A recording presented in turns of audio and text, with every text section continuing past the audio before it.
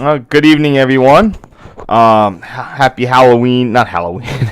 Happy Thanksgiving Eve.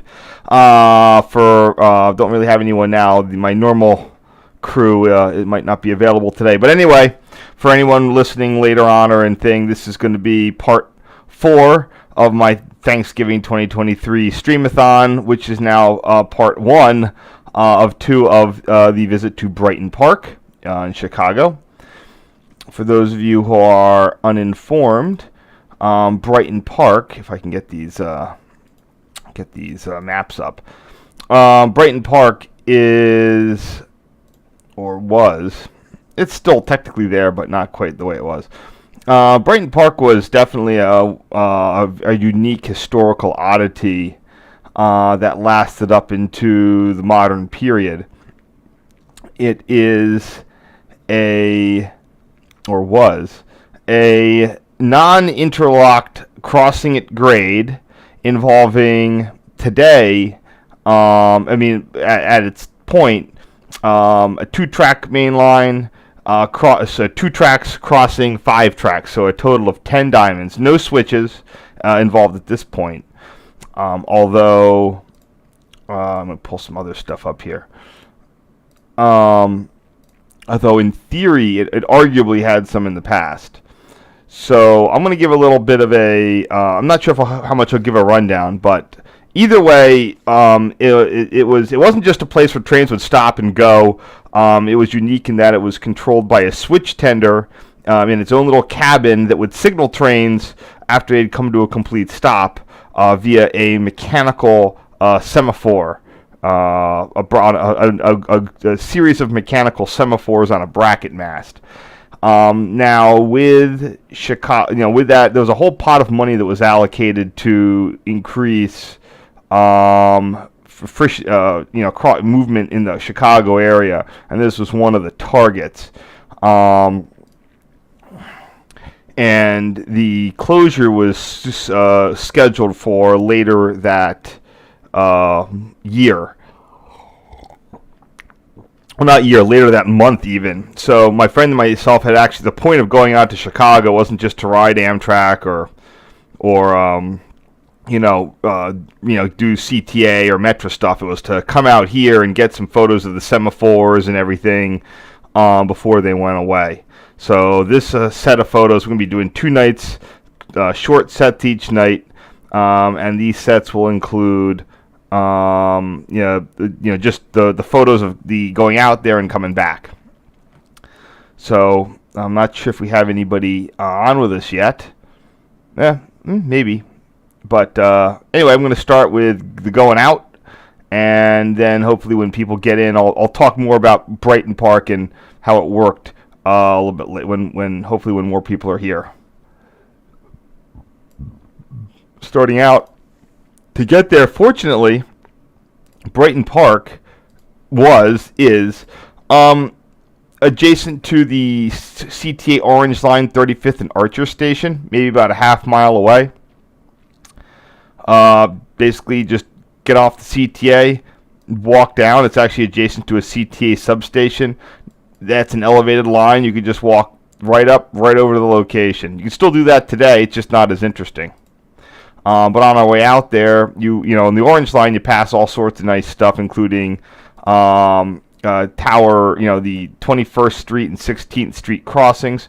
Here we have Tower, the 16th Street Tower, which is still active today, miraculously, despite its disheveled appearance.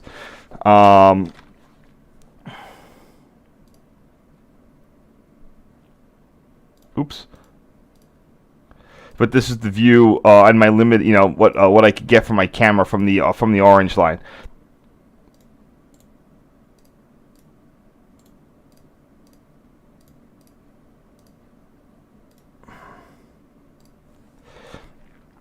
Here we have another zoomed in view of it. Oh, where are those? Here we go. Oops, I guess I didn't do that one.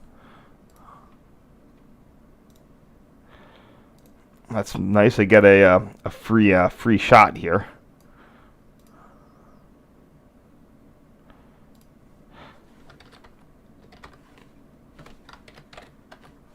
Oops, nope, there you go. That's good enough. This is looking northbound. So that field behind is where the old Grand Central Station used to be. By Grand Central, I don't mean New York City's Grand Central. Chicago also had a Grand Central. I think, try to think here. The station might still be there.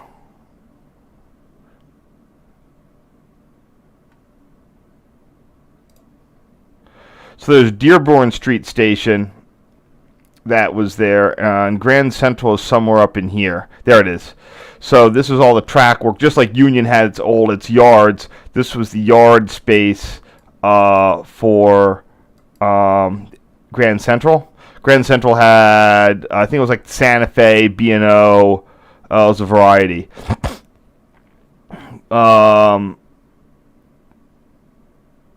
B&O, Sioux Line, Chicago Great Western, Pierre Marquette. Yeah, so there's a whole bunch of stuff coming from the south there.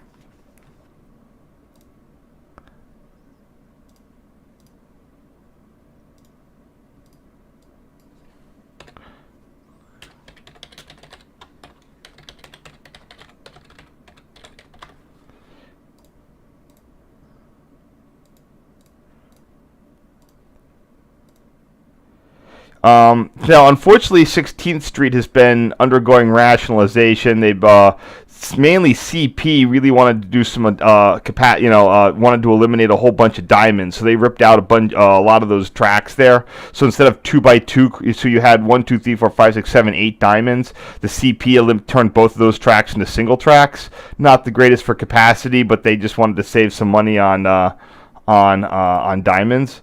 The good news is, hold on here. Let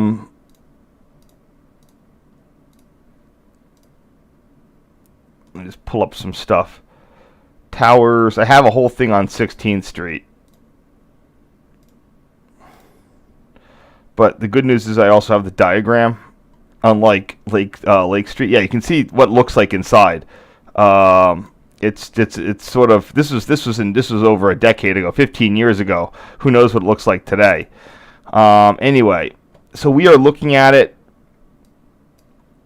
from over here, and we can see there's a crossover and another switch going through a diamond that would then have 2 more diamonds and finally get to. So this is where the that goes out to the St. Charles Airline. That's where Amtrak would come in to then reverse into Union Station. This is what is now the Illinois Central, or the now CN. So anyway, we can see what that is. That's going to be the 68-69 crossover, and then the 56. And those signals are 76 and 74-72. So it looks like, oh, see, we only see the top head, so that means it's 74. So 74, 59, 58, 56.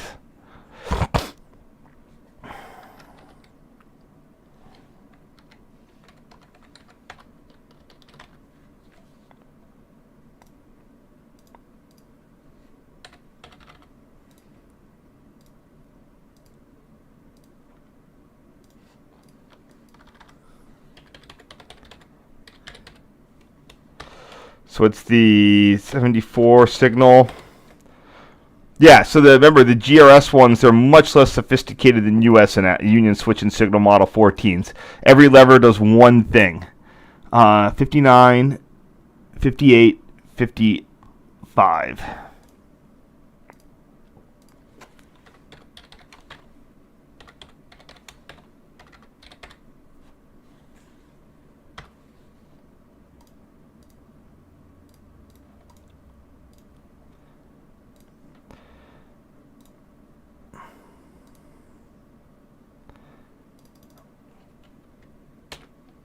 And here's just another one. That's the Red Line tunnel. I don't think that's used anymore.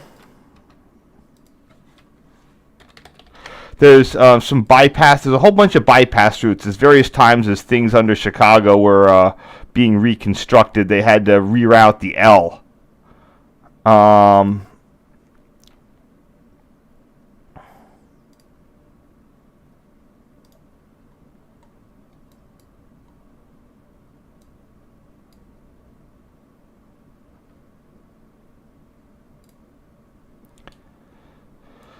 So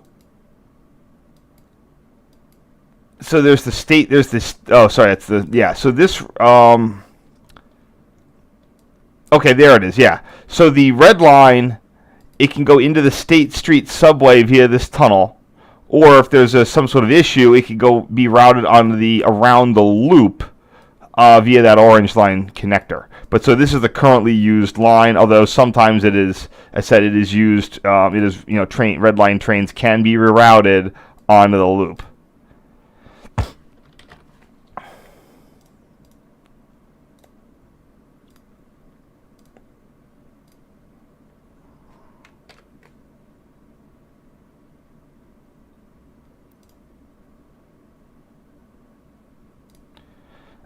This is more of a, I need to see which subway that is. It's like State Street or the other one. State Street subway, okay. I'm going to rename that.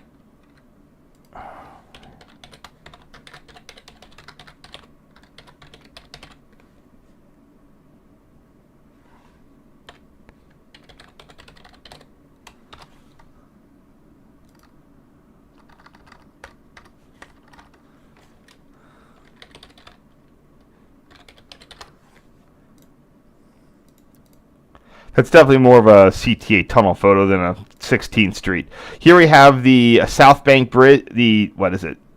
I think it's called South Bank Bridge, South Fork Bridge. This is the 21st Street Bridge, sometimes it's called. This is how Amtrak gets into Union Station, or how the PRR always got into Union Station. It also sees a lot of transfer intermodal service from BNSF down to NS. It's owned by Amtrak, previously controlled by Amtrak, previously by an on-site tower that was unfortunately demolished. South Branch Bridge.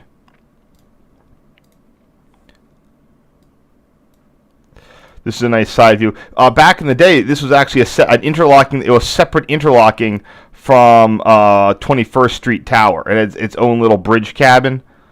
I'm not sure how it was later integrated into 21st Street Tower, but I'm pretty sure it was. Today it's all controlled by, since 2005, it's been controlled from train directors in Chicago Union Station. I need to get into this park. I think it's it's probably going to be a cool place to watch trains. Back in the day, I don't think that was accessible.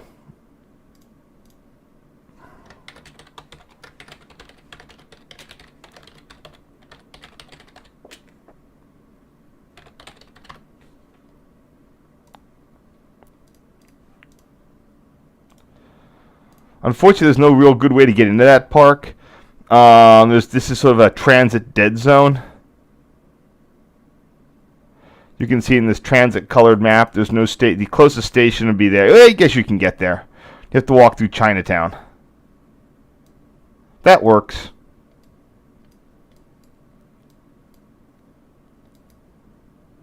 I suspect there's a pedestrian crossing over there.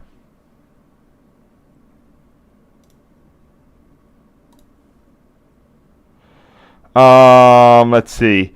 Park, 12 acres, 991, remaining 5 acres, constructed from 88 to 89. Okay. So it's been there, but it might not have been finished when I first saw it. Oh, here's where we're going to need our Chicago Union Station track map again. We are looking at...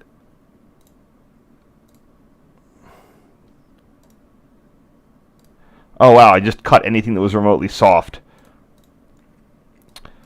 So here is 21st Street interlocking.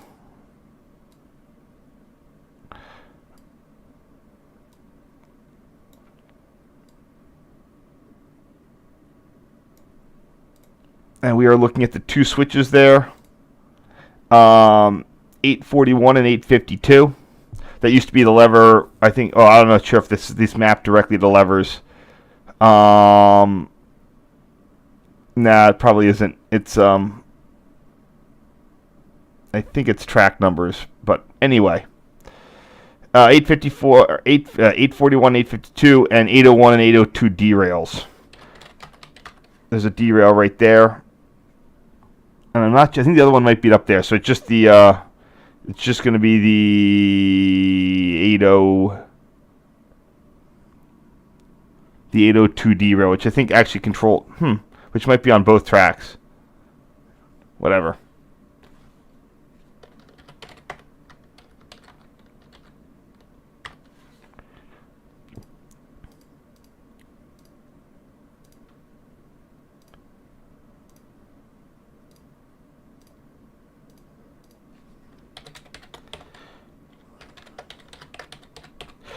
The tower, I think, has already been demolished. It was right in that. It was right in this area there.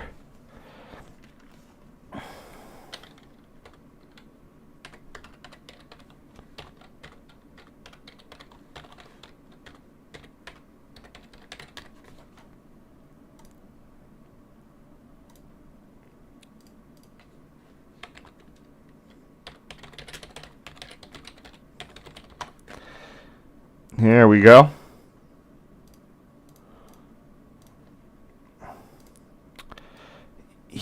There's the 801 derail, and then our inbound signals. Again, these for a time, these were color position lights controlled from the Model 14 machine. Color position CPL dwarfs controlled from the Model 14 machine in 21st Street Tower. But then they were replaced, I said, around 2005.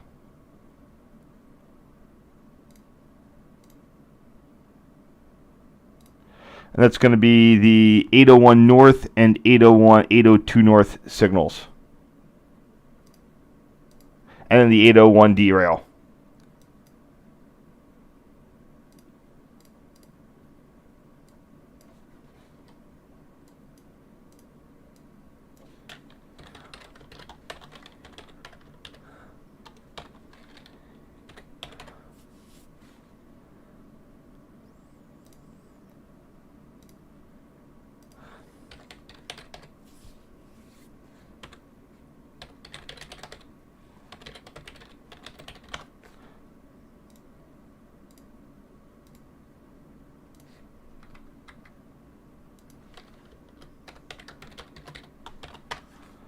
Next,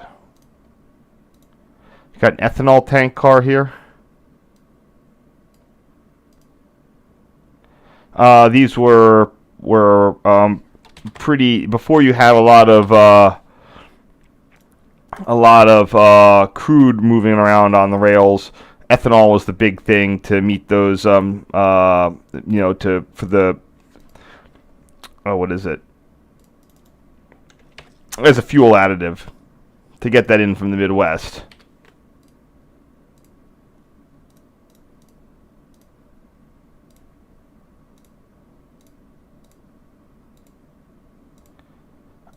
Here we have. That's not the one I wanted.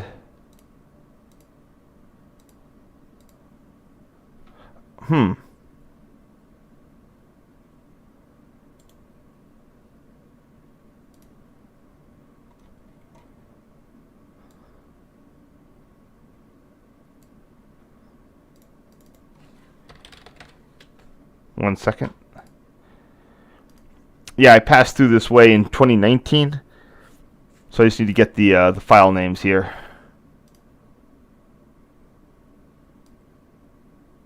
So these are the southbound signals to Bridgeport interlocking. Bridgeport was the site of a tower and movable bridge. Today it's where the CN. A little bit of obscured here, but I think I like those bridges, so I'll keep it. It might be where the Santa Fe would join in.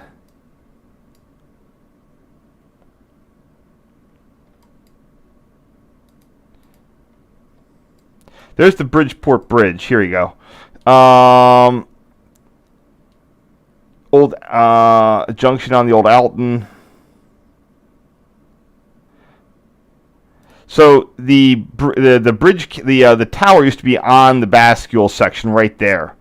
It is over what is called, I think it's called the Bridgeport River, but people would call it Bubbly Creek.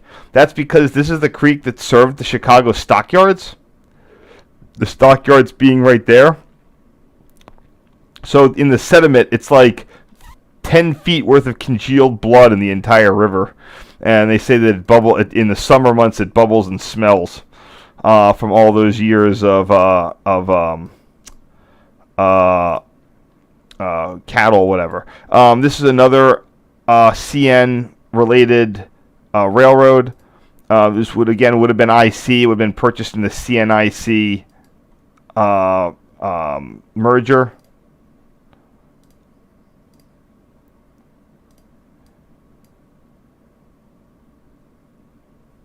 I'm not sure if that's an EJE track, though.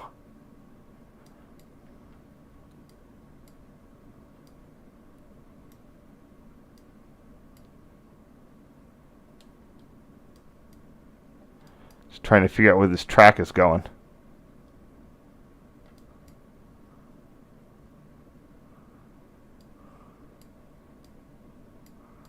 It's going somewhere. Maybe it's a Sioux line. No, it did go to CP, though.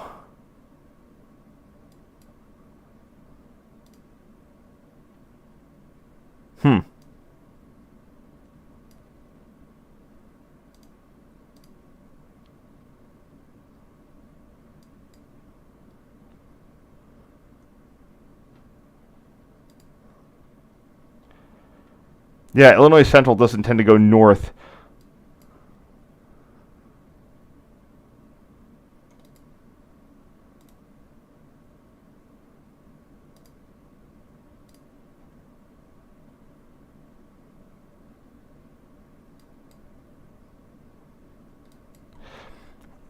Okay, either way, that's what you get at all the way back to Bridgeport.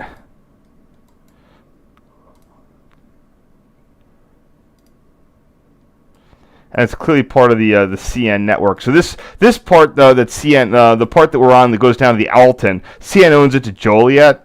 It doesn't really serve any through freights, but it originates a lot of traffic.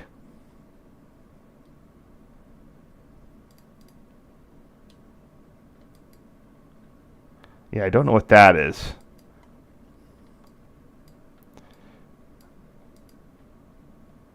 But I can look it up at some point. Anyway.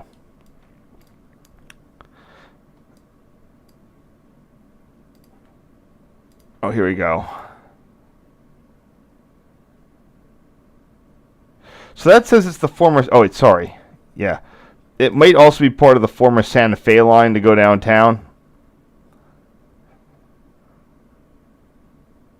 But we'll see. Doesn't matter.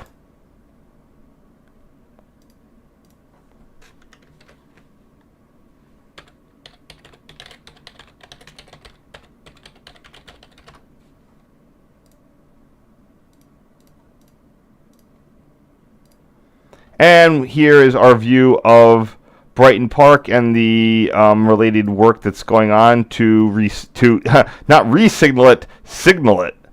So there's the CTA. Oh, interesting with the new housing there. That'd be pretty exciting. Whoever gets who's ever living there. So we've got a new antenna mast. We've got the CTA. Whatchamacallit. You can't quite see it here, but the hiding in there are the semaphores I mentioned.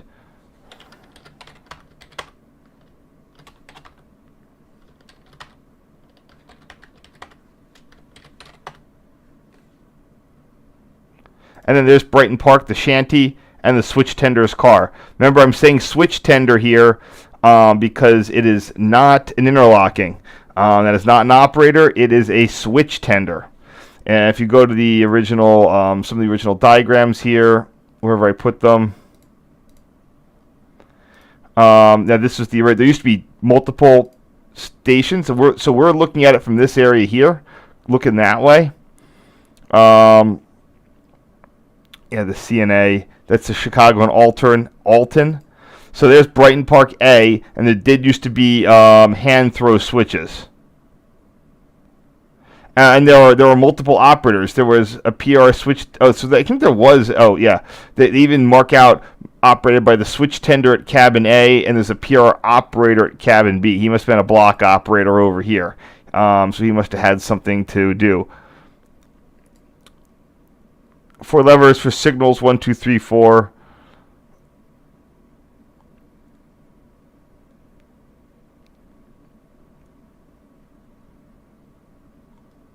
Anyway.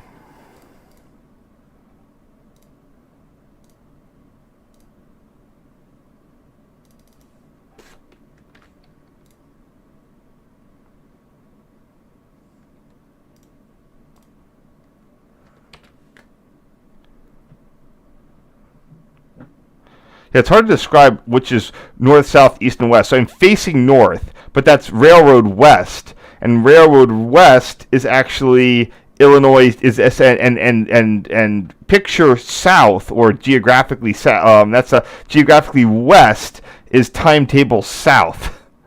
So I guess it's been rotated around slightly. So this would have been southwest bound. I'll just keep the same name because I think there's not going to be much conflicts with any of these.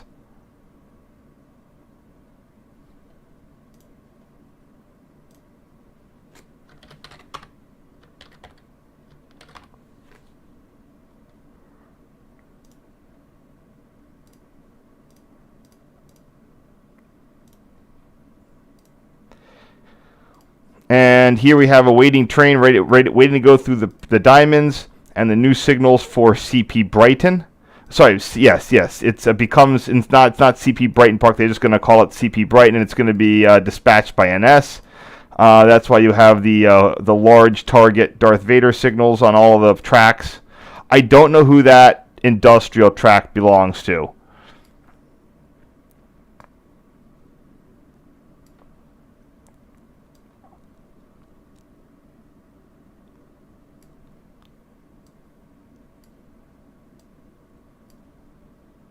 Oh, I should make sure I get him in the picture.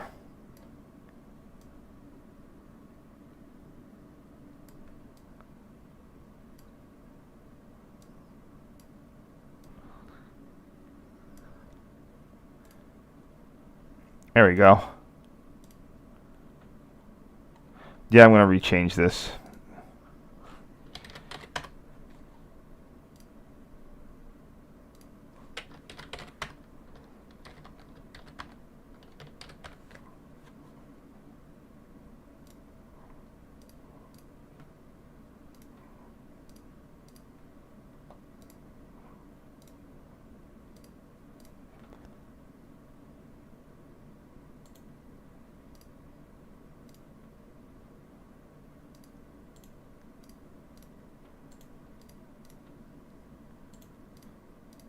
There it goes. So I can go to the original diagram and then see who's in those 4 machines. Okay, it's... Oh, that's what it was originally. So originally, the railroads involved were New York Central. Those are the ones on the top. Then B&O Chicago Terminal. So you had a New York Central Allied siding, New York Central northbound, New York Central southbound, B&O or west northbound, or I don't know what the CJRR is, but I think that's a New York Central whatever. BNOCT, PRR, which is the Panhandle, Pittsburgh, Columbus, Cincinnati, and St. Louis, and then you had a yard track.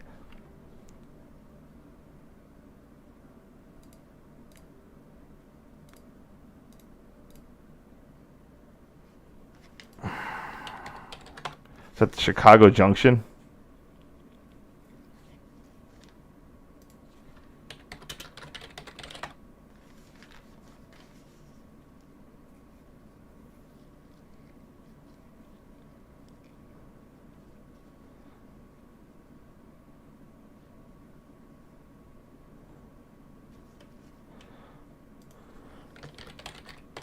I think this has its own Wikipedia page.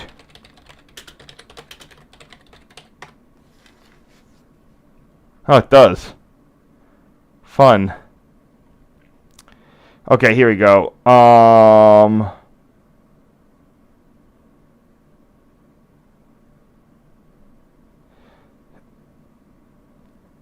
Chicago. Yeah, Chicago Junction Railroad. What the hell?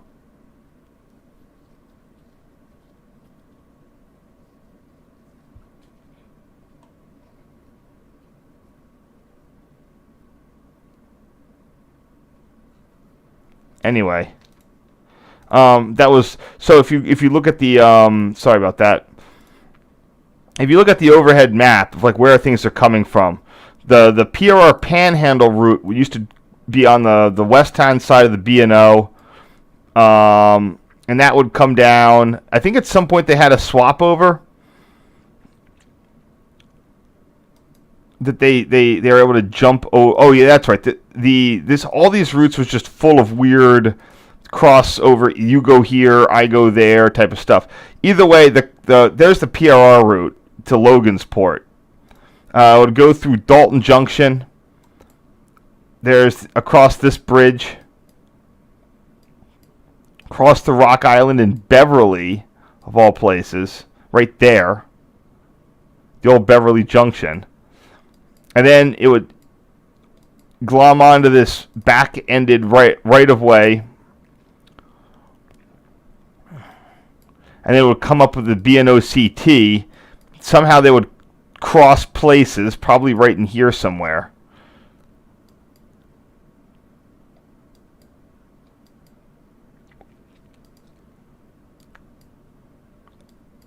And then they would come up through Brighton Park, cross the bridges at Ash Street, and then make their way up and around to get into either Union Station or Grand Central.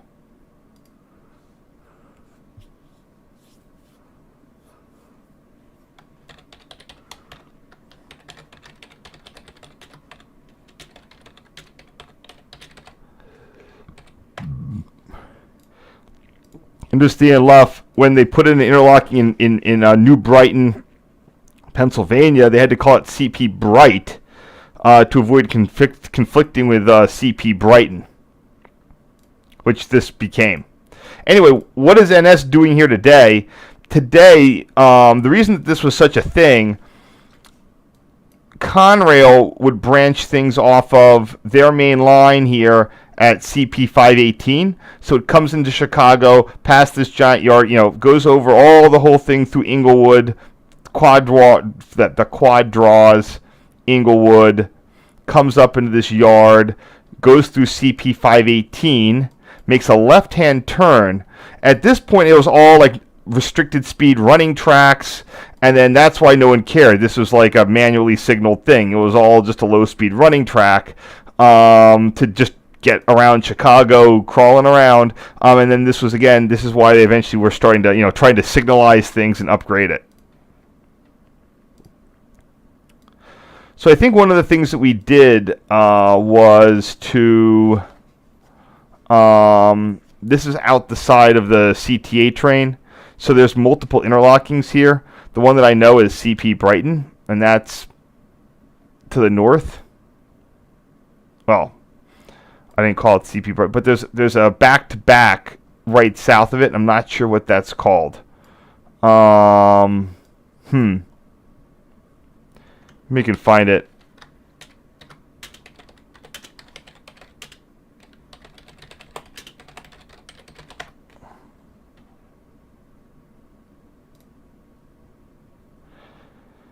Dearborn Division, might be that. Yeah, that would be it.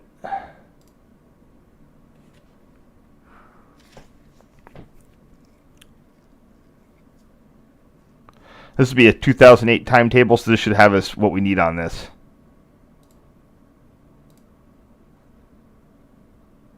See if we have any people here.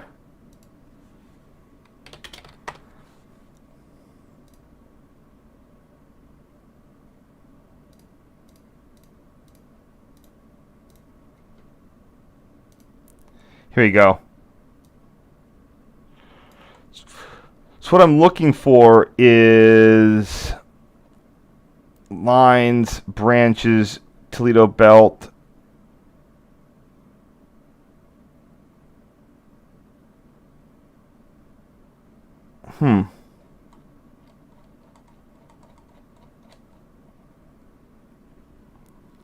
What does it connect to?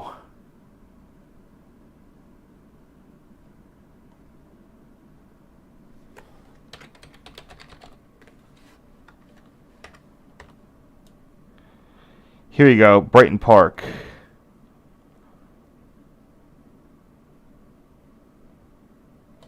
I think it's still a sub part of the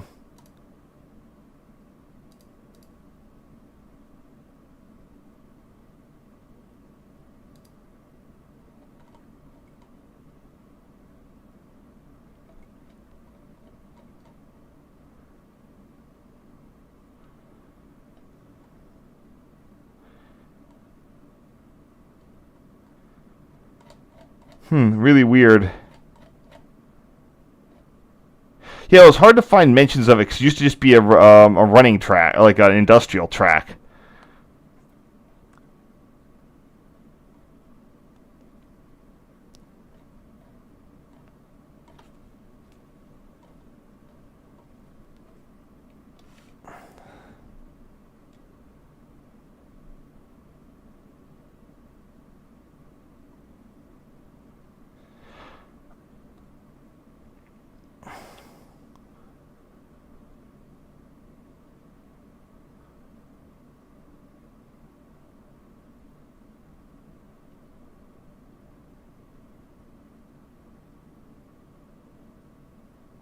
Hold on one second.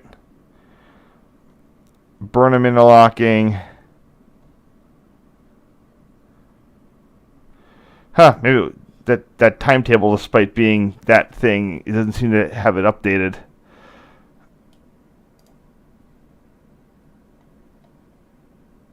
It's dear. Let me just try again.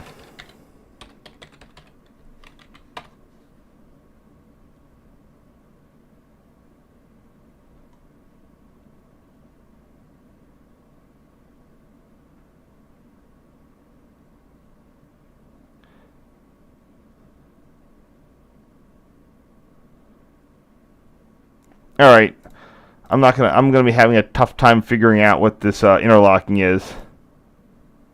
See, I think I just ignore it in this one too. Anyway, yeah, the B&OCT in this area also is signaled in various ways. Usually in Rule 251, this signal does appear to be bidirectional. It might have a dull arm though. The signaling in here was really weird because of all the grade crossings. So you'd come to a stop sign, but you'd have a clear on the automatic signal. Then you'd be able to get through it and then continue on to the next one. So I don't think that I actually bothered with this, but just don't know what interlocking that is.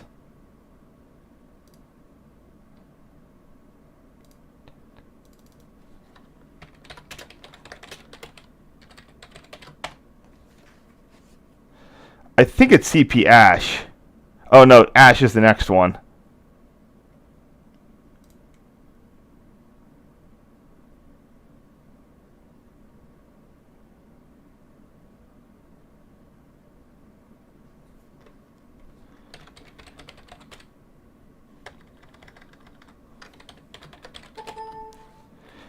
Not there.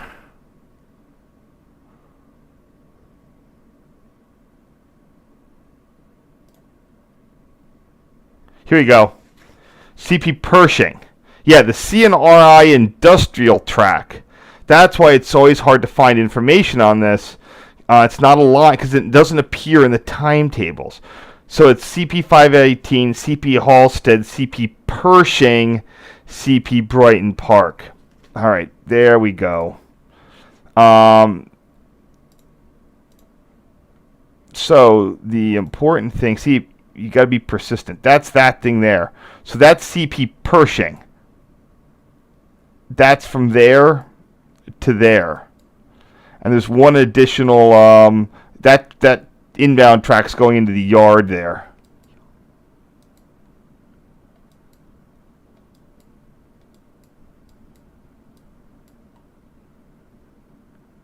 All right, there we go. Seek and ye shall find.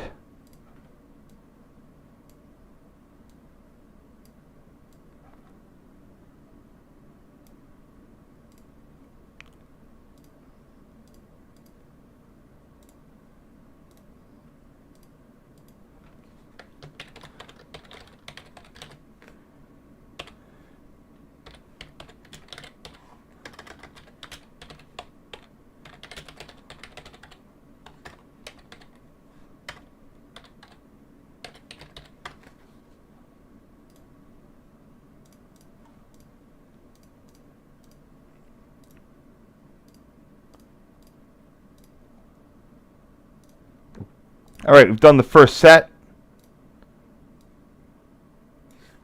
of 3 today, so it's not going to be as long as the last times. Man, I try to get a lot of pictures of that CPL. So what I did is, on the way past, I wanted to get some photos because the 35th, the station we get off at is before Brighton Park. My plan was to take the Orange Line one additional stop to get some photos as we went over. So we took it down to Western, then took the next train back to 35th and Archer.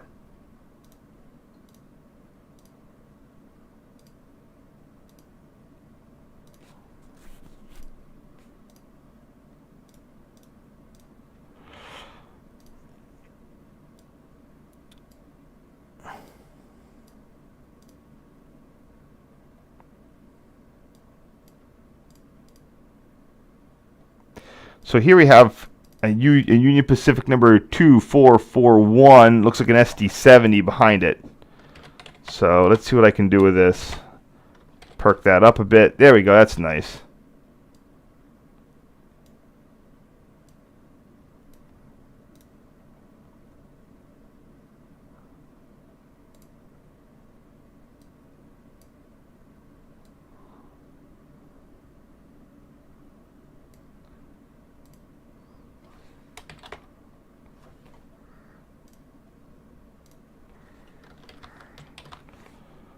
Which UP unit is that?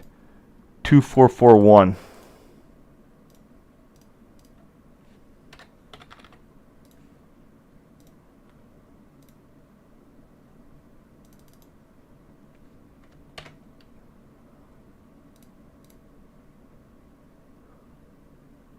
So I have no idea what the number of that signal is there.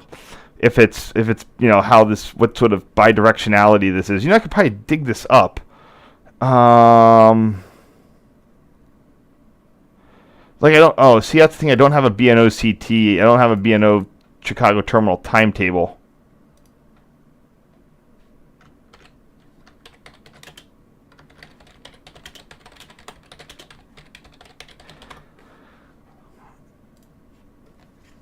Let's see what the Chicago division,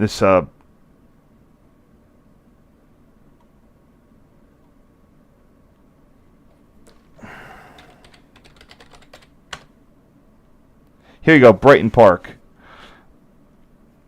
Ash Street, so we're coming down from the top. This is, what are the rules? What are the damn signal rules? Yep, ABS rule 251.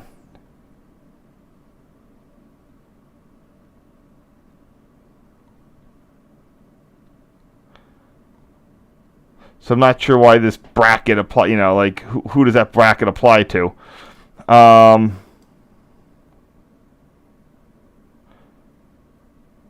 Maybe there's a doll arm on the back.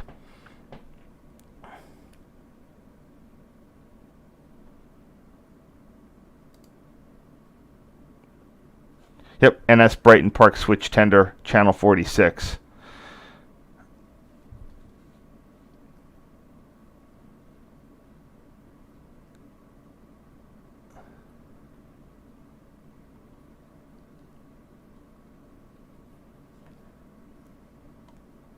So this is the Blue Island sub. Alright. What did I even put for this? Duh.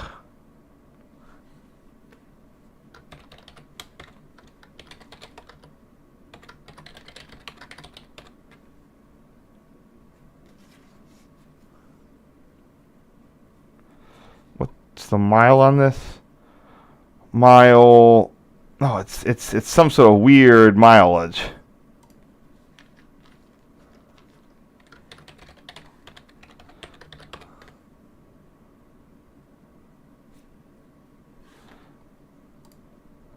Yep, east and west.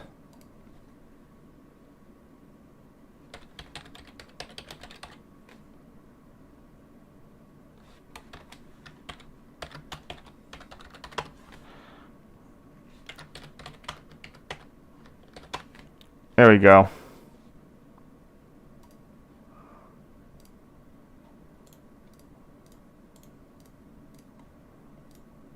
Perfect. Finally got it. Now, here's the question. How many more of these did I do, or did I do any of them? No, I didn't do, like, any of these. Alright, that's not necessary. We can cut that.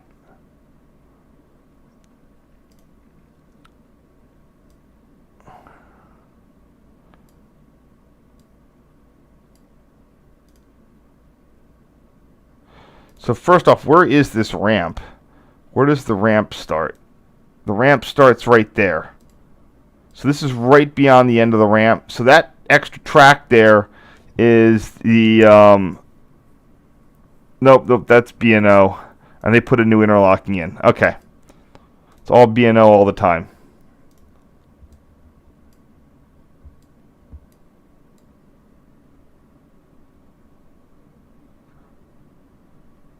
So the CSX has these things in the rules where you can be both in non-interlock territory, but also be under yard limits, and that's what this is running on. It has a variety of weird rules when you're in both, signaled yard limits.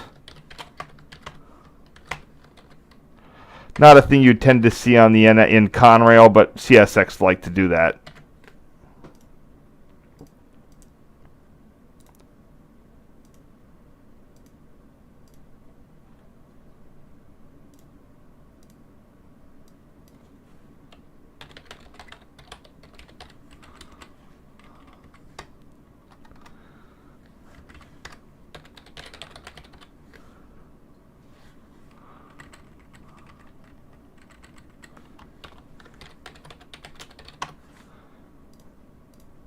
Okay, that works. Oh, let me see if there are any more questions in the thing. I'm not sure anyone's going to be there. Oh, hey, happy Thanksgiving Eve. Thanks for coming in. Like I said, we're doing Brighton Park. I haven't done a lot of the explanations on it yet. I'm just getting up to it. And here we have, that looks like a 2600 series. Nah, it's a 32. The Orange Line was pretty much all 32s. But I can verify that, just to be sure.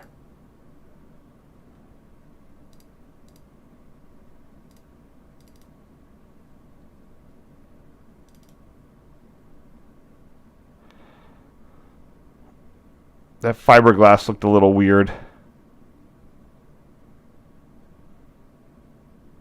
Yep, okay, it's a 3200 series.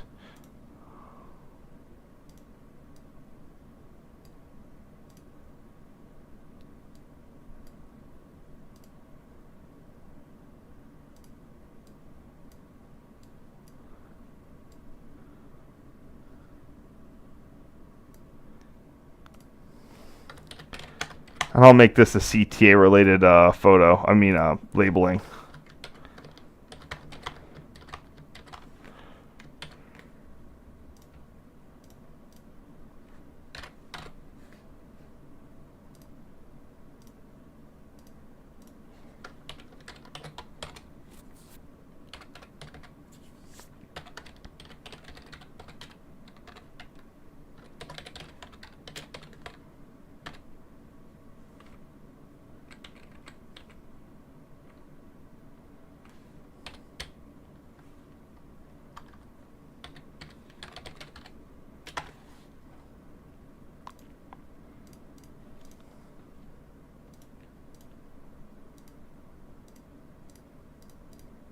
Alright, sorry for the boring ones there. Okay, let's see what's next. Okay, great. Yeah, it looks like I'm going to be renaming a whole bunch of this stuff. Just because, again, I was so bad at it. So there's the Brighton Park switch tender. You can see the tender's car and his outhouse. And then there's the new CP Brighton cantilever. I love the housing construction that's going on there. Oh, that's right. This is before the Great Recession. So housing construction was still a thing.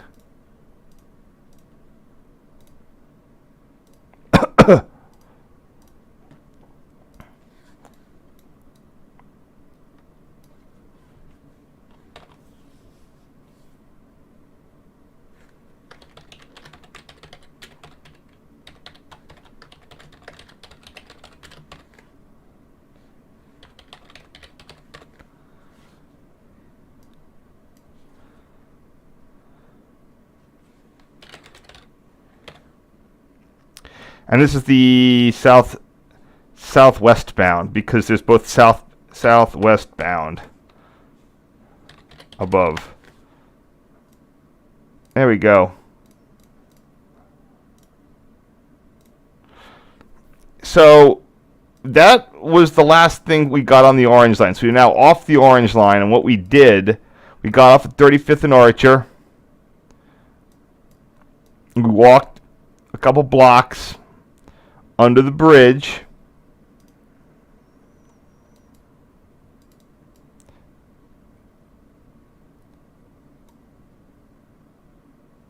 If you want to see how this worked, you just...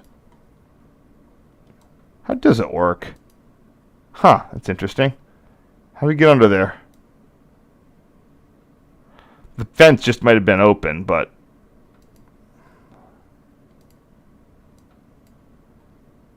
So, it's slightly fenced now, but I think then, because they were constructing, you could just walk right in. Oh, maybe. Oh, that's probably where we went. I love this parking lot's on Street View.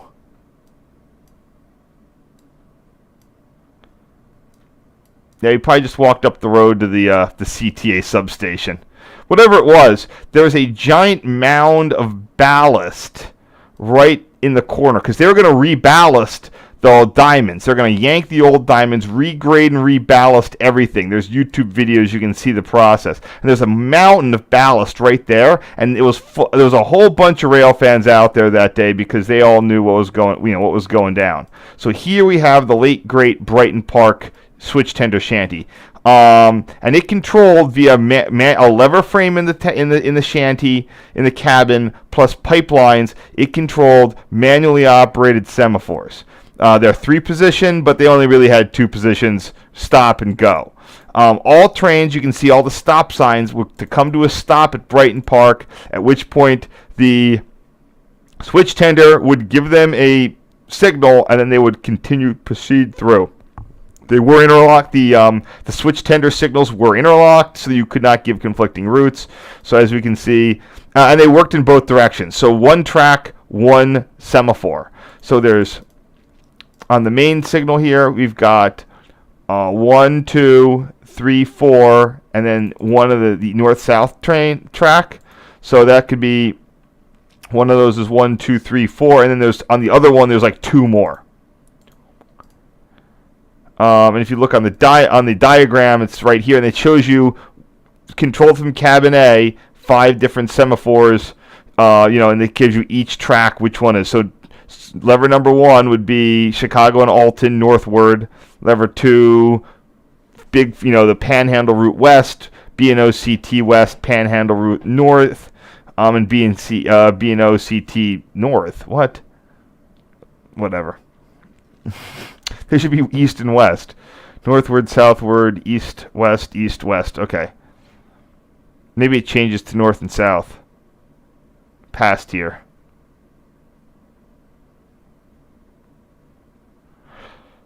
Yeah, the whole, and you think, oh wow, how quaint. Oh man, this must have been the stuff. The whole back road, the whole Panhandle route into the back end of Chicago was just full of this.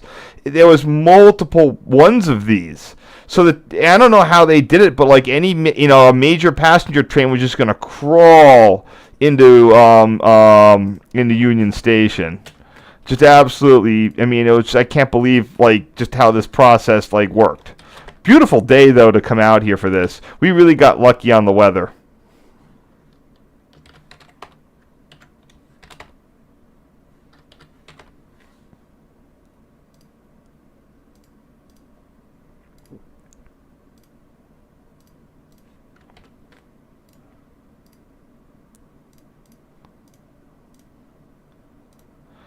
Now we were of course lucky with an Illinois service train coming through with P42 DC number 122.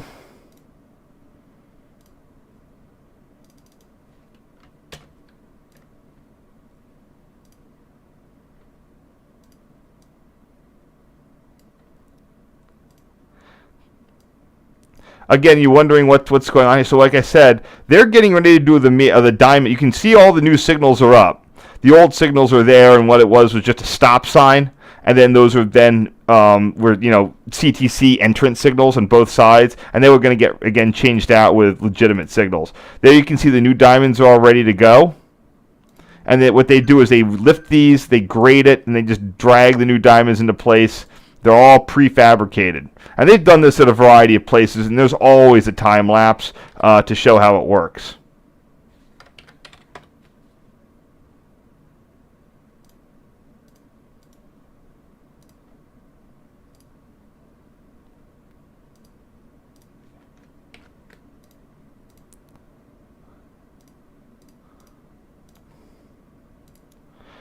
And then here we have the money shot.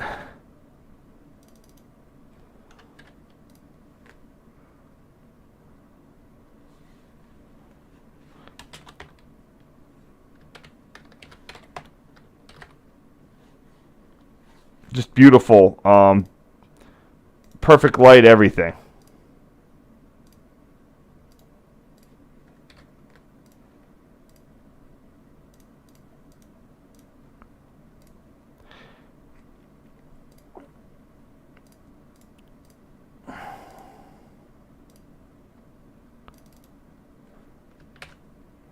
So the next one north here was the Ash Street crossing. That did have a tower, but again, it was still all restricted speeds. Everything came to a stop, went through the diamonds. Then it would go on. Then back in the day, it would go on to the next. It was like 3 or 4. If you follow it, what is this? Semaphore. Yeah, there's nothing I want to even crop out of here because there's so much interestingness.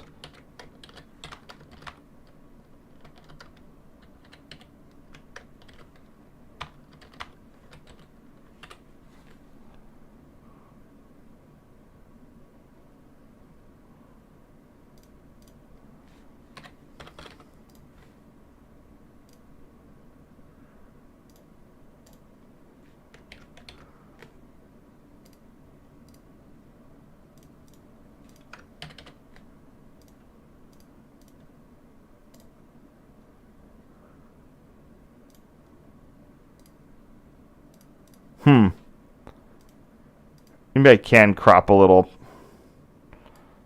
I don't necessarily need the diamonds or a lot of the diamonds.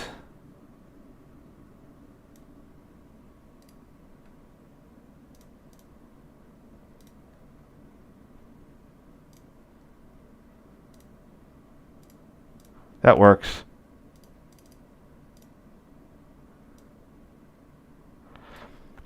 Yeah, it's neat they actually have little circuit controllers there. I'm not sure what that does. That might be for some of the ABS stuff on CSX. So I said the B&OCT was signaled through. So this is the new combination cantilever for CP Pershing and CP Brighton.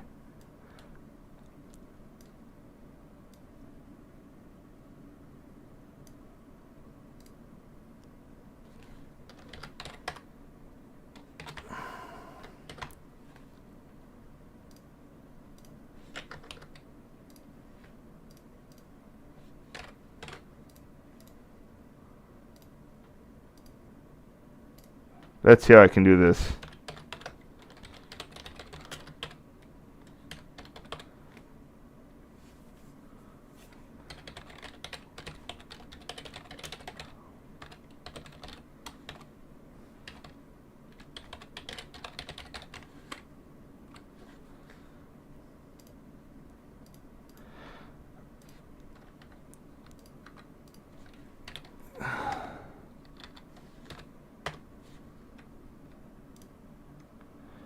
I didn't quite capture everything I wanted to capture on this one in terms of the name.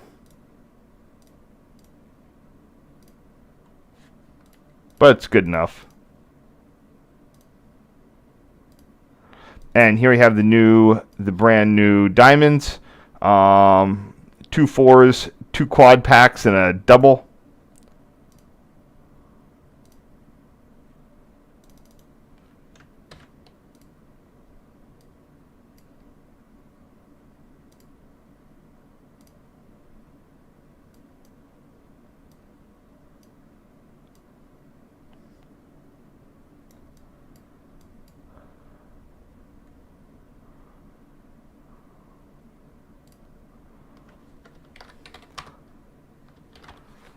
There we go.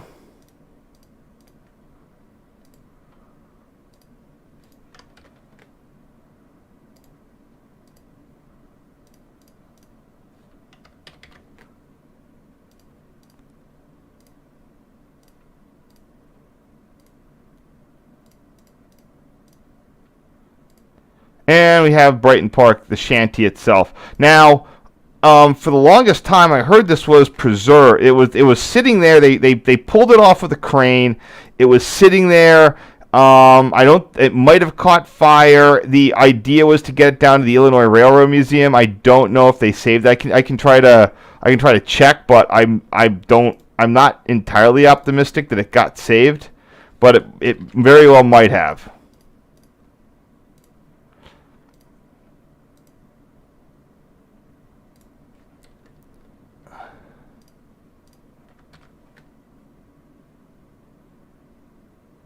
I don't know why I call it a shanty. It's a cabin.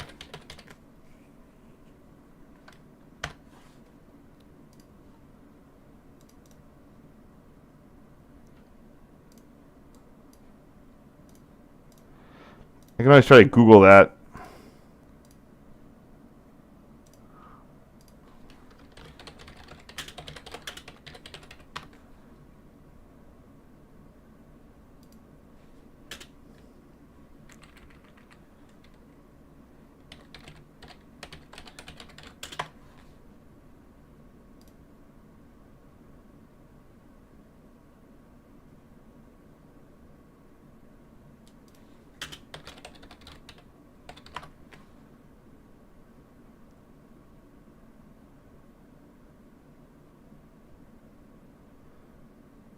Yeah, I'm not going to be able to notice it. But it was there for a while.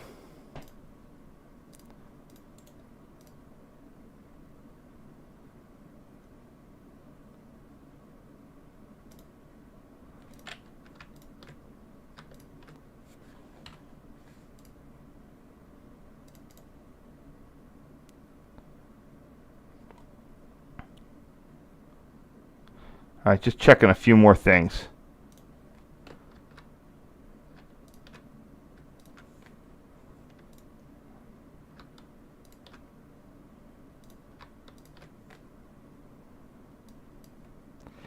While that loads, see if anybody has any questions.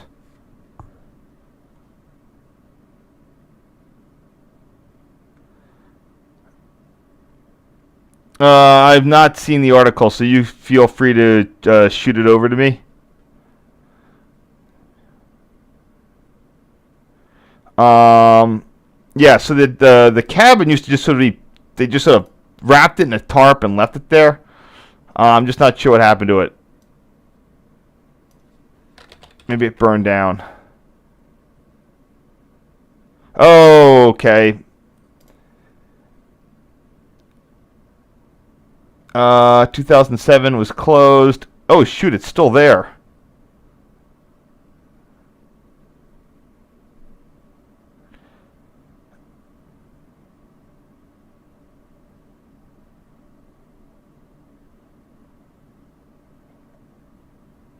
Locals burned it after a year.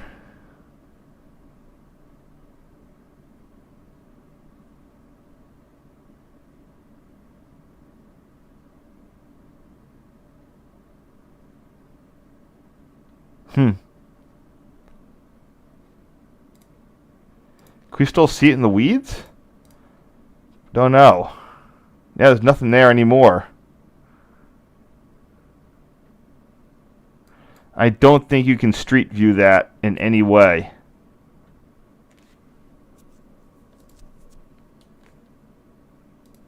And I was only through there in 2019, so.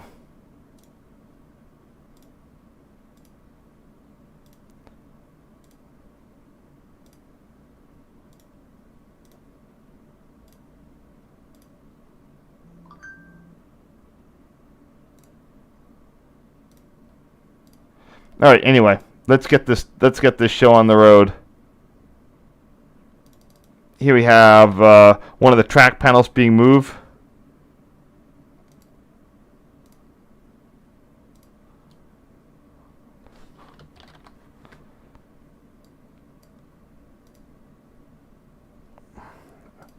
this straight? No, not quite. I gotta make it a little straighter.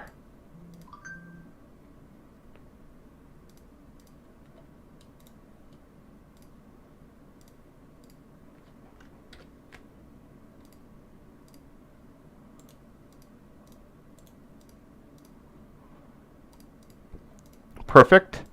Next. So here we have the second semaphore. This has a total of 3.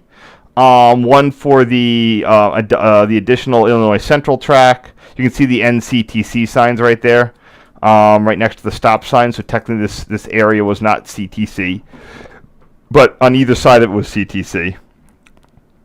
And then the last remaining 2 for the PRR ones. So you had 5 on the first. 1, 2, 3. Trying to see why there's 3 on this one.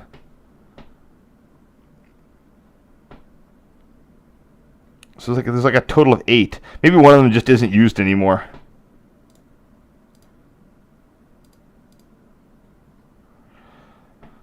CNA southward, the 2 whatever's southward, northward. So yeah, that should be those 2. And then this one would have the CNA north, the 2 B&Os. Yeah, I think that there's an extra one that's there that just doesn't apply to anything.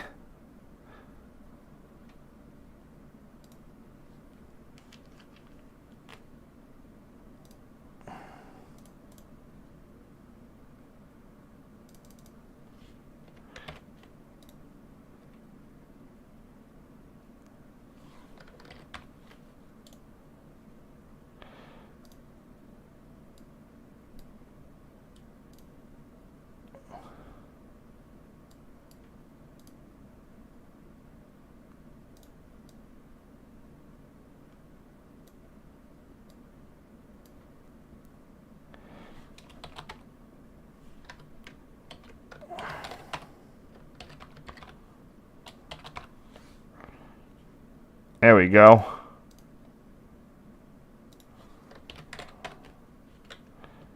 The problem is if I add more color, it starts turning it green, so.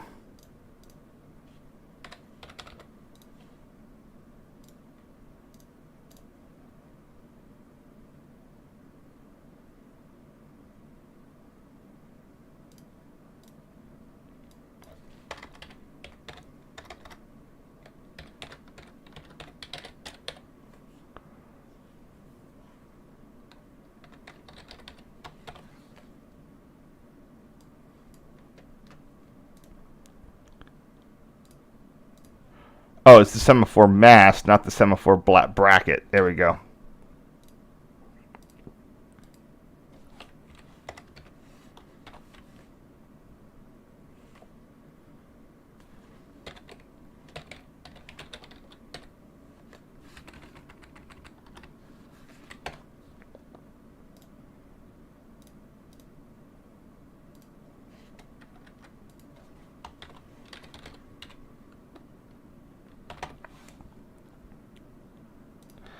All right, next.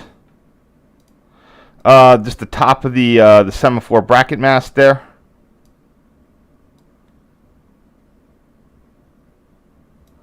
Let me see what I cropped it to. Doesn't look like I cropped it much. Probably should have.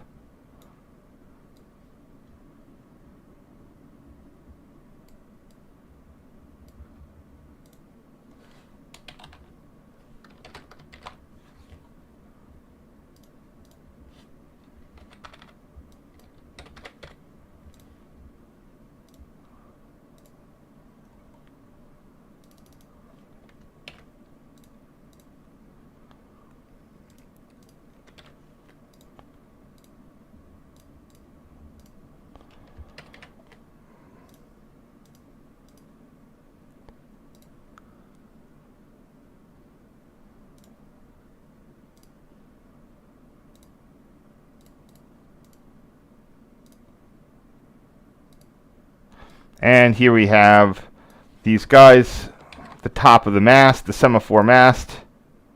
You can again see how each of those rods manually articulates it, and that's from that lever frame. This is, like I said, while common in Europe, manually operated semaphores in this country were banned by the ICC in the 1920s. You need something called switch signal protection that prevents a signal from being displayed if the route can't be electrically proven.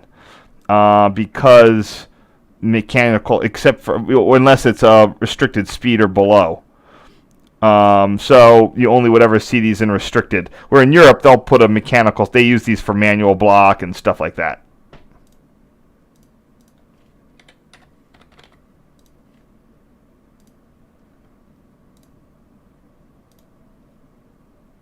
Huh, it's like I skipped that one.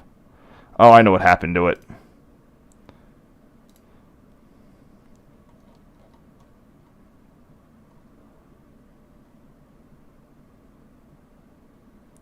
It's one of those vertical ones. There it is. All right.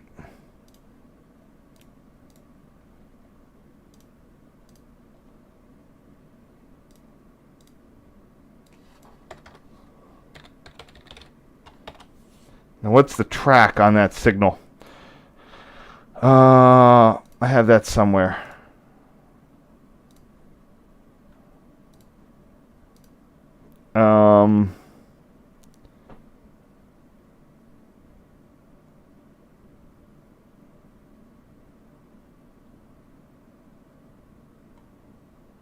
I just got to find an automatic. Cut everything is. Here they are. Nope. Yes. Track 1. That's the track 2 signal then.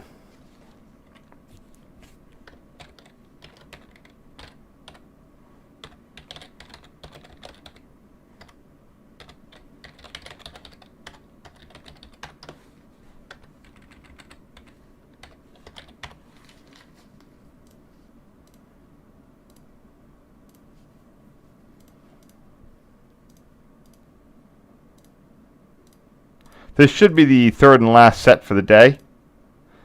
So getting to the end here. Okay, so here, this is neat. If you remember that train that was waiting, that was NS. Oh wow, this is an early C40, and it is a C40. It's before they upgraded them in the early 2010s. It's a C40-9W, one of the first ones in the 8900 series. You know, you look at that number and you're like, oh, that's got to be a ES44. Nah, there's some very high 8900 level. These were, like I said, one of the first ones built. And right behind it is number 977. Is that 9777? It is 9777. Lucky numbers 7.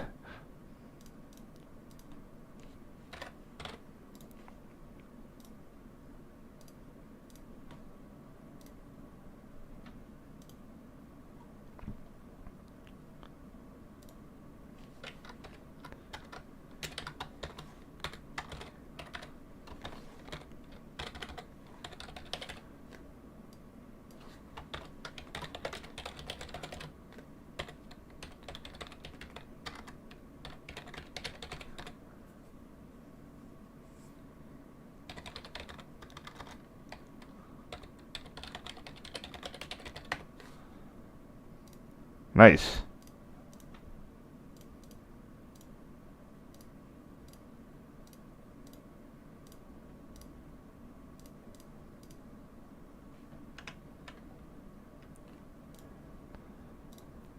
And I think that this one got cut, but I was hoping to get a good picture here, but unfortunately I just couldn't get the whatever happened to it.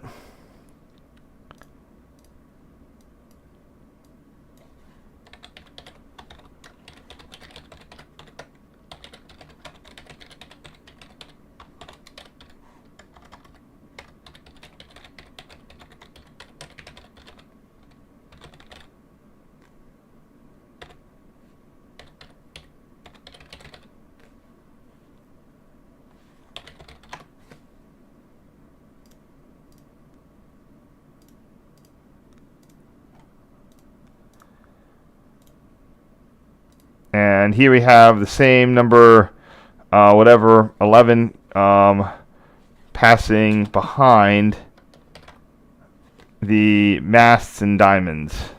Can I cut off anything on this? I think I can. Let's see. Let's see what I can cut off. I would really like to get rid of some of that upper space. So I can cut to there. I can cut to there. Let's see how far I can bring this down. Right there. All right. Not bad. I've seen worse.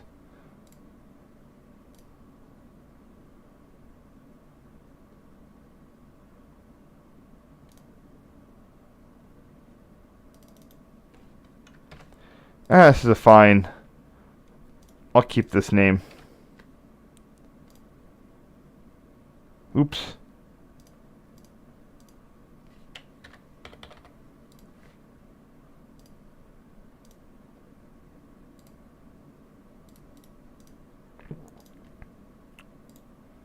And here's that train crossing the stuff. You know, for an industrial track, it's pretty busy. And still today, for an industrial track, it's got a lot of interlockings on it.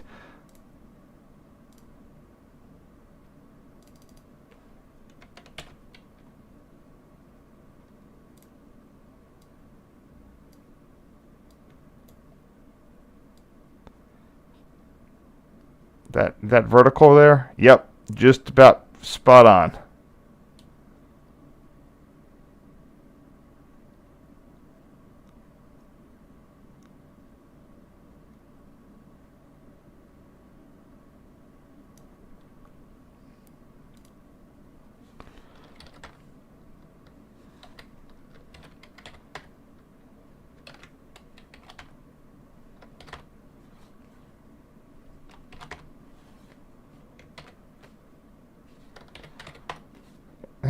There we go. It's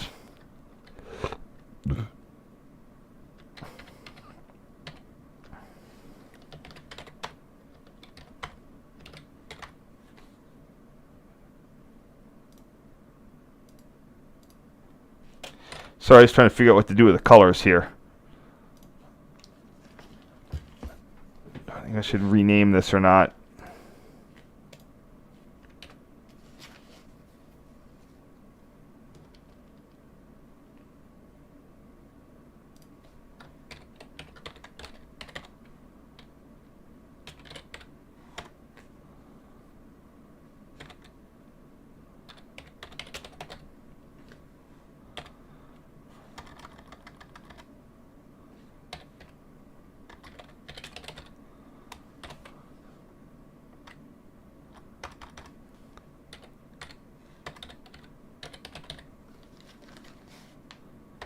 Sorry.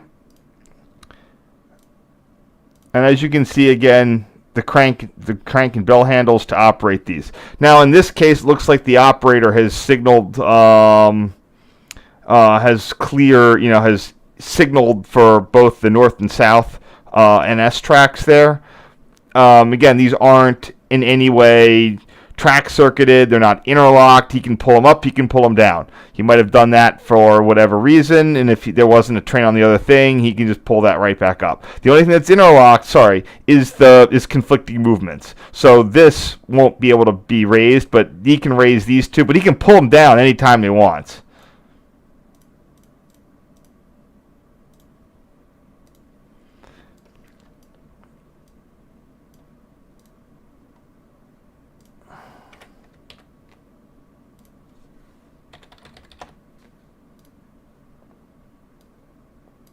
Here's a narrow version of this. Is this straight up? Yep, I got that.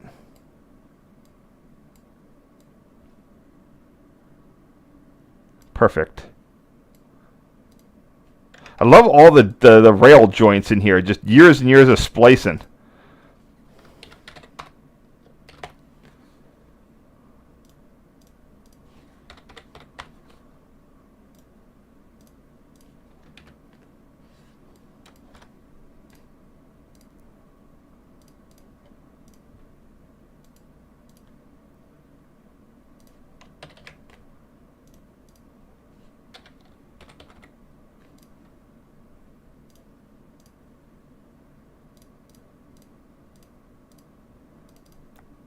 Cool, I'm going to up the resolution on this one a little bit so people can see it a little bit better there. What if I can do more?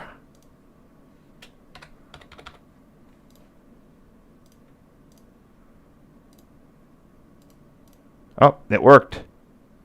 Nice. Cool. And, oh, I got a whole thing of the bell crank. The crank mechanism's right there.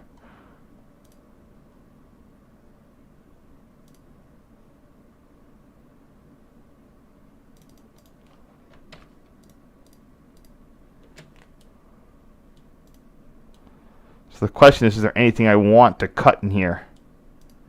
Yes, a little bit. Everything over there is superfluous to requirements.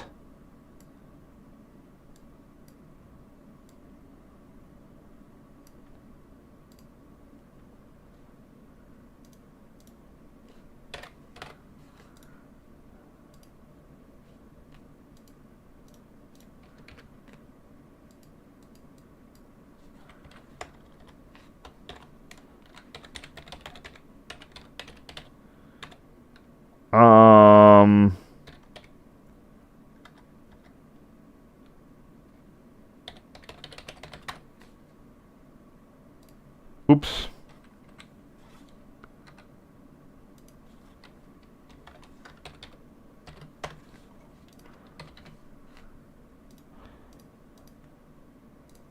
Just one more. Yeah, that looks fine. And this is pretty early in the morning, too. We got out of bed for this. And so this is the summer. There you go. 2 left for tonight. The semaphore blades on top of the mast. I remember we were just walking around there. Like, we just sort of, you sort of get up in there. It was clear that the workers and whoever was around knew. There was a crowd of people, like rail fans. Maybe like 10, 12, something in that range.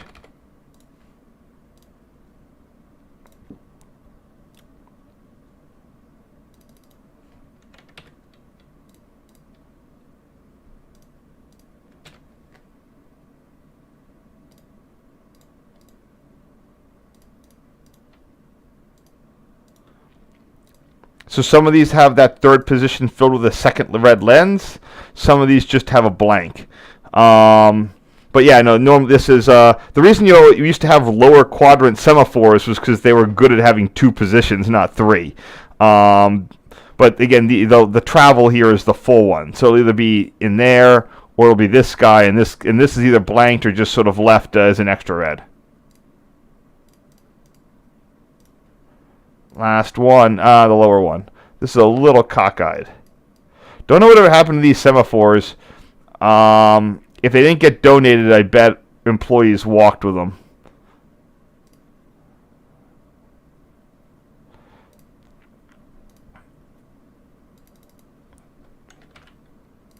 So the question becomes, can I crop this in any meaningfully useful way?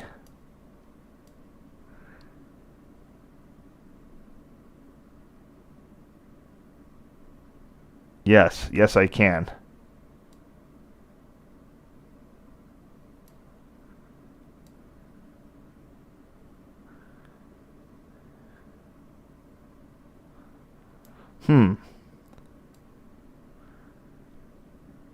Oh, there we go. That works. Now I could do something here. I don't tend to do this. I don't usually, especially I don't do it on this stream. I don't tend to do it in general, but I also don't usually do it on this stream because it takes a lot of time. But I can always just hit the old clone brush. Yeah. Whoops. Oh, it's too small. I need like bigger. And I'll just make these signal blibs go away. I don't like to retouch stuff, but in this case that's just ugly. So there we go. Deception achieved.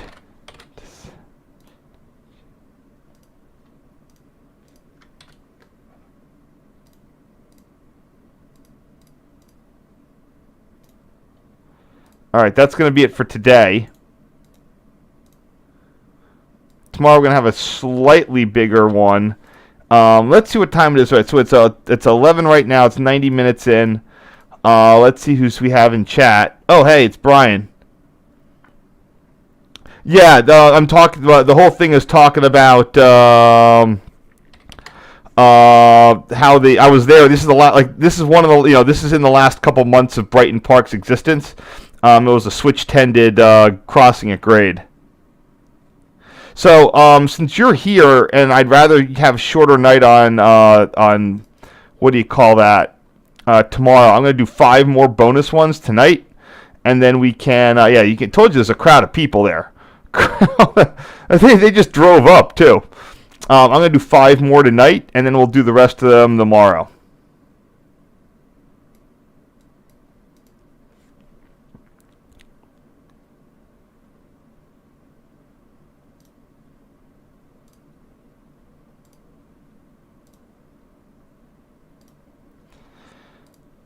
So then here we have, so from the Brighton Park switch tender cabin, again, these are some of the pipelines to work the manually operated semaphores.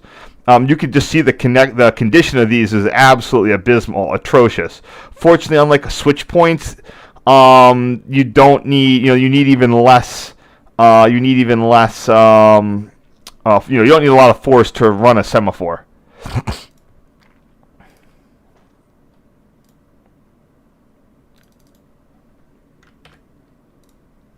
And these are where they come out of the switch cabin, and they make this right 90-degree turn. Second one.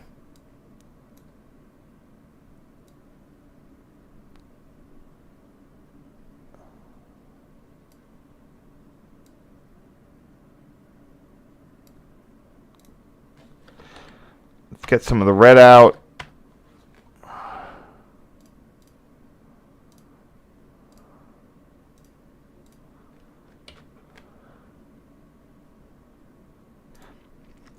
So you can see there's 3 pipes going to operate the 3 semaphores on that on the semaphore mast.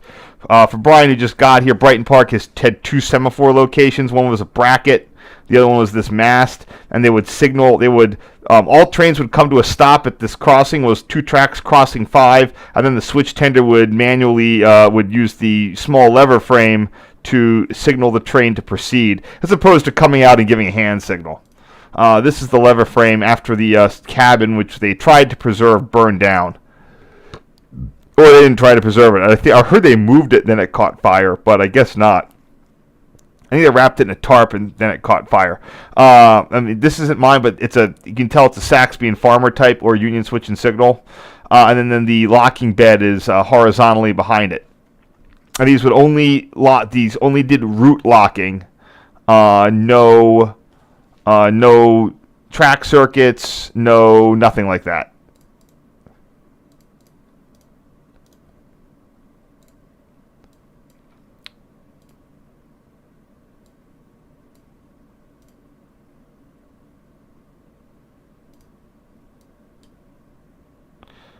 And we can see that the tender has now undisplayed the I probably should have mentioned that has dropped the northbound the one for that train. I probably should just make a note of that in some of them.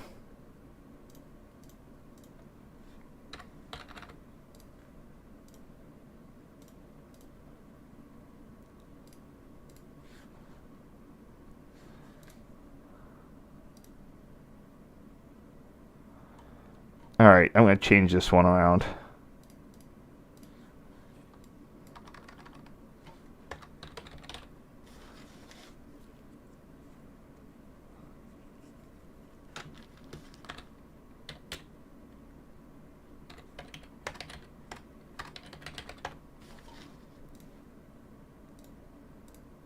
So on the previous thing, both of them were cleared, and then the operator dropped them.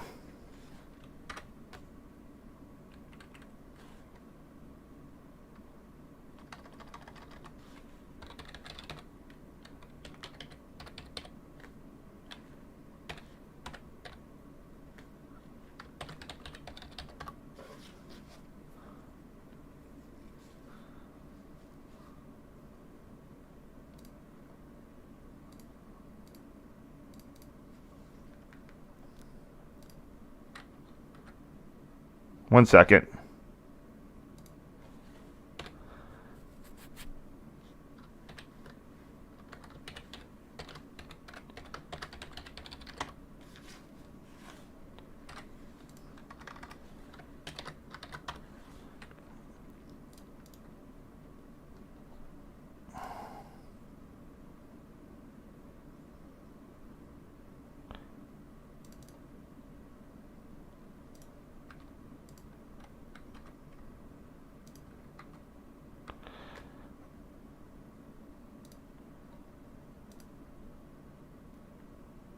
Sorry, I was trying to figure out what that thing. I think it's the CNRI running track.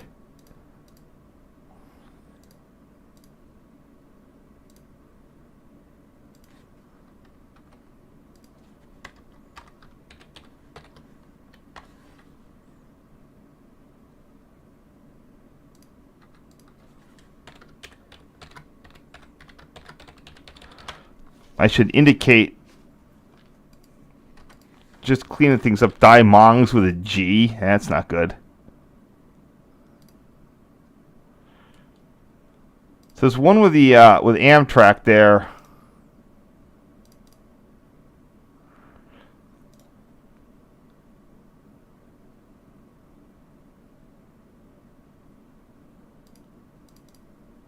Yeah, you can see that the signal's displayed for them there. I'm just trying to indicate which ones have the signal when the signal's displayed. That one looks like it is. That one also could be the one that's broken. So you never know.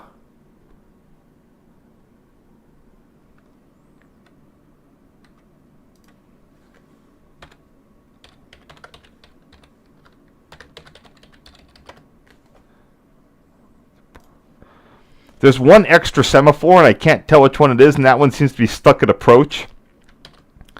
So maybe that's the issue.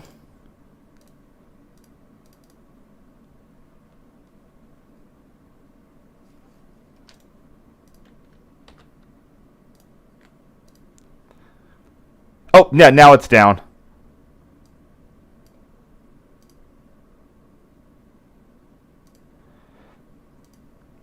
Yeah, part of it is to try to tell the story of, what's going on there.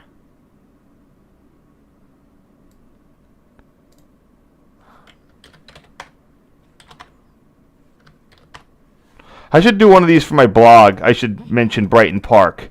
I haven't yet. I've done all these other Chicago things, and I actually had some photos of Brighton Park.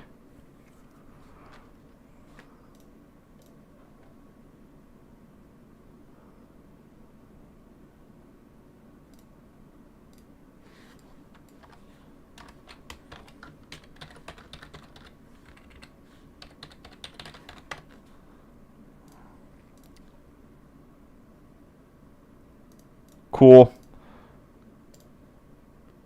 Yeah, you can see now the operators can, and then here we. Oh, let's see what I put for this one.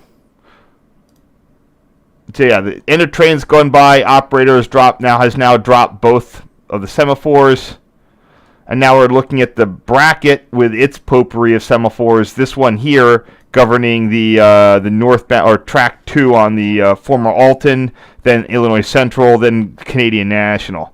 And again, the tractors are running around the prefabricated sections for when they do the diamond replacement. And like I said, you've seen these diamond replacement time lapses where they rip everything out, regrade everything, put the prefab diamonds back in. That's what they were going to do here as well. That just came free with the resignaling.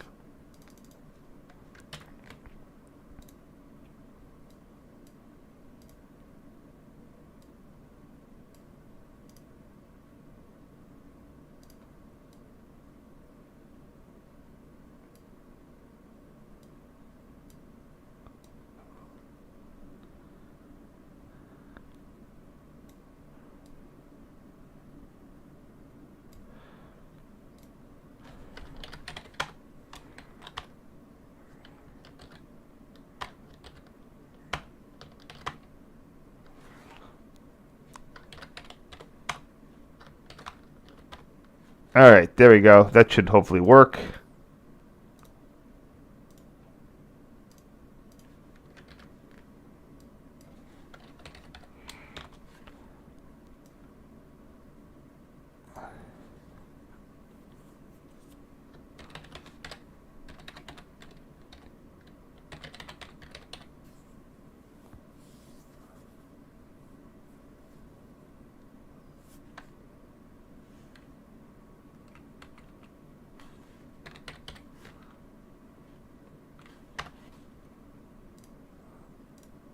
All right.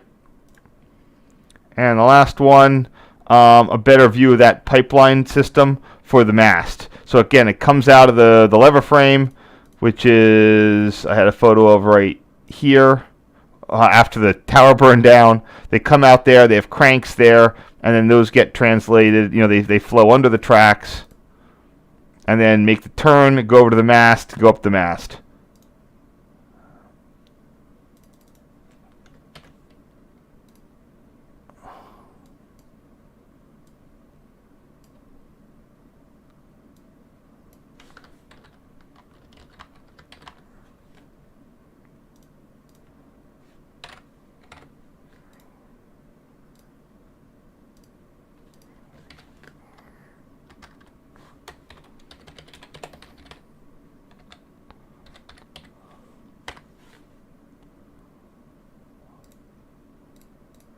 Whoop.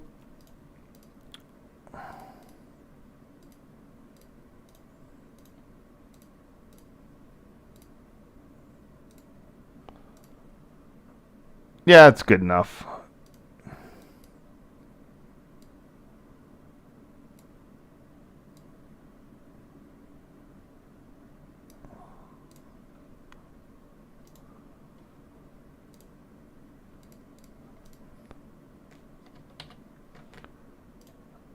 And that's it. Okay, so tomorrow we'll hit the rest of this. Let me see if anybody has any questions. The rattan ones are still hanging in there. These semaphores weren't like the ones you think they are. These were effectively manual proceed indications. They're almost like fixed distance. They were simply used for the switch tender to communicate for trains to proceed through the non-interlock crossing. It could have been a radio. So don't see these as active semaphores like the ones we saw at Lake Street the other day or the ones on the Rattan Pass line. Yep. So anyway, sorry so many people got here late.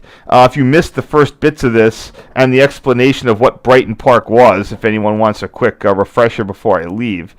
Where did I have that? Here it is. This is the old... so that's what I wanted to show you guys. All right, so this wasn't a one-off. So the whole Panhandle route coming up from behind, the next thing was Ash Street crossing, which was another it was interlocked, but again, it was restricted speed, stop-go kind of crossing. These tracks on the right, those were effectively, industrial tracks, those under Conroe were industrial tracks. Then you had the B&OCT that was signaled Rule 251, but it was also under yard limits. And next to that was the PRR Panhandle tracks. So let's just do a quick thought experiment here, since we have a little bit of time tonight. Where was that? All right. So Brighton Park abuts Ash Street, which I know that I have. So here we have the Ash Street, 8 tracks or whatever, all, where is this? At this time, it was, this was also, I think, semaphore operated. Yeah, they had a little switch stand. So again, after you cross the IC, then you're going to be crossing Illinois Central, northbound, and ATSF. So these 4. Oh, then Chicago is an absolute mess. The whole freaking place was run at restricted speed. Non-interlocked hand-operated derails. Oh yeah, that's right. These were an actual drawbridge too. Hopefully, I can find something that describes this. Non-interlocked railroad crossings. Chicago Division, Ash Street, Chicago.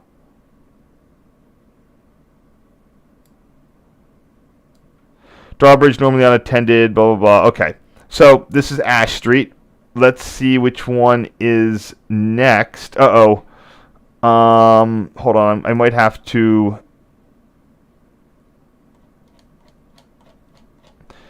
I used to... The thing that would tell you which one was next was elsewhere in here. I'm not sure I still have it, that information. Okay, hold on. Chicago main line. Main line, Pittsburgh to Chicago. No, I need the Panhandle. Logansport to Chicago. Here we go. Hopefully this will still work. This is Ash Street. Next is 26th Street.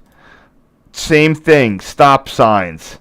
Non-interlock crossing. So this is 26th Street. This would be located 27th. There's 26th Street. So now, again, Brighton Park, non-interlock crossing. Ash Street, non-interlock crossing. 26th Street, which I think is here. Yep, 25th, 26th, right in there. That's going to be another non-interlock crossing. What do we see on the diagram? Yep, one crosses, and then two come in from the other side, I think. Next is... Wait, what do they even have for this one? Signals maintained by B&O, track circuits, only blah, blah, blah. Trains not required to stop before crossing. Okay, okay, you don't have to stop for this one, I guess. Next is 12th Street. Whoa, boy. This is how the PRR gets across the B&OCT. Stop signs all around. All switches hand operated. Chicago Northwestern switch tender operates with signals. Blah, blah, blah. Train movements over all crossings by hand signal from switch tender only. Max speed 20 miles an hour. This is awful. Then you finally get to Western Ave. So, okay. We're coming up on 26th. PR still on the outside. And this is where you have the 12th Street, it looks like. Roosevelt, Route 66, 13th Street. Yeah, this is 12th Street. So you had Chicago Northwestern going to this yard there. PRR crosses over, and then it's able to go down through Western Ave, Tower A2, Western Ave, and into Union Station. This is an absolute crap. Like, this is nuts. Hey, let's crawl over. I mean, I guess everybody was asleep in their sleeper. The B&O would turn off early, so the PRR would cross over everything via 80 diamonds. So PRR crosses over. Here's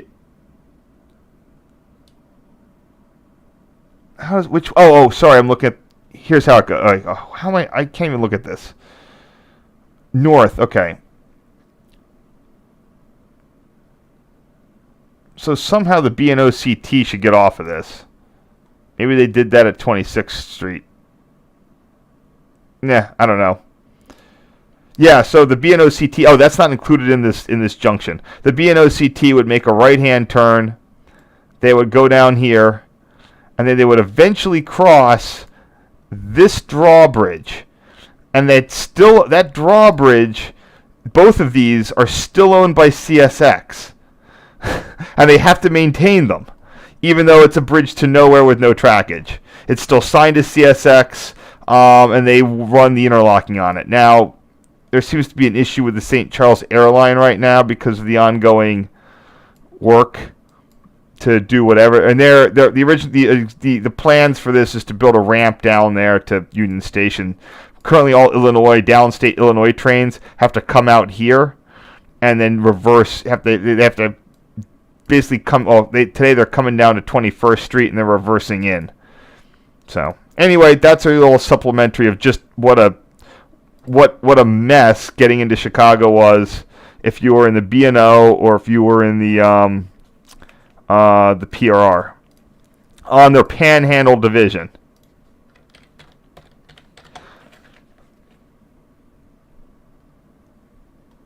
Somewhere there used to be a diagram of how the B&O got into Chicago. Maybe it's on the one for Grand Central Station. It was a pretty clear diagram too. Here it is.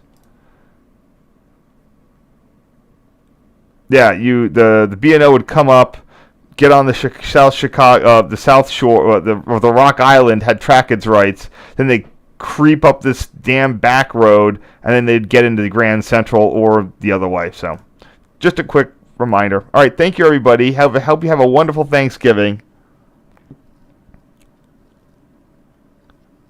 Yeah. Okay. I will be on tomorrow later, probably about 10 o'clock, 10:15, and I'll be doing the last bits of this. And then thank you very much for a great Thanksgiving streamathon. So I'll see you then. And I'm sorry about if the announcement was a little late today. All right. Have a great day, and I will see you tomorrow. And if you missed any parts, it'll be up at some point soon.